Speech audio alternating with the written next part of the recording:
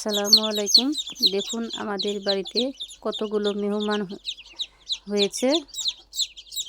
দেশি ব্রয়লার, দেখুন কত কালারের আমাদের মেহমানগুলো। খুব সুন্দর লাগছে আমাকে। আপনাদের কেমন লাগছে বলবেন।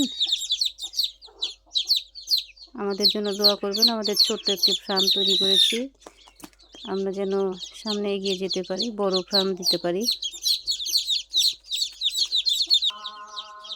এই যে দেখুন আমাদের এগুলো বড় মেহমান।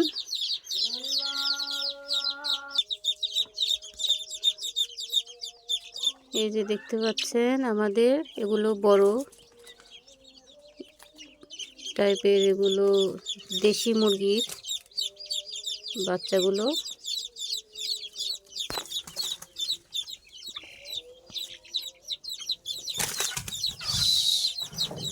এই যে আপনারা দোয়া করবেন যেন এখান থেকে আমি দেশি মুরগির বা ব্রয়লার মুরগির আমি ফার্ম তৈরি করতে পারি।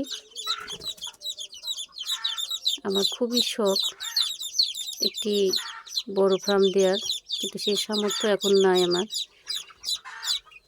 আমাদের জায়গা নেই।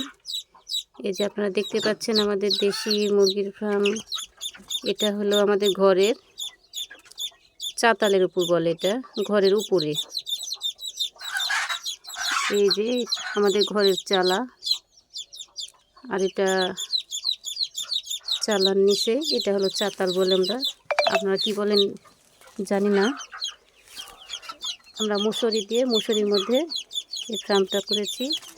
আর এপার সাইডে আবার এই যে ব্রয়লার আছে, কিছু ব্রয়লার ফেলেছি। এই যে এখানে আমরা বাচ্চা রাখি। আমাদের ছোটোখাটো ফার্ম, আমরা গরিব মানুষ, বেশি বড় ফার্ম তৈরি করতে পারিনি, ঘরের চাতালের উপর করেছি। নিচে জায়গা নাই তো আমাদের, এই জন্য যে নিচে একটা জায়গা বানিয়ে ঘর বানিয়ে বা ফার্ম তৈরি করব। এগুলো বড় হয়ে গেছে। এই যে তার সাথে দেখতে পাচ্ছেন আমাদের রাজকুমার ঘুরতেছে, আর ওই চোটে আমাদের সাদা রাজকুমারী। আর এই যে দেখুন এই যে আমাদের ছোট বাবুগুলো নতুন হয়েছে। এই তো আগামীকাল আবার আরও 30টা বাচ্চা ডিম থেকে ফুটবে।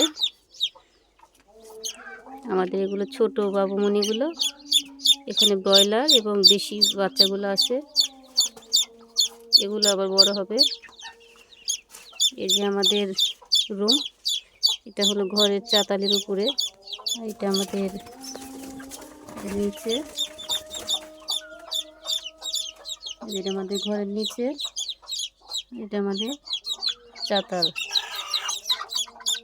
এটা আমাদের ঘরের চালা।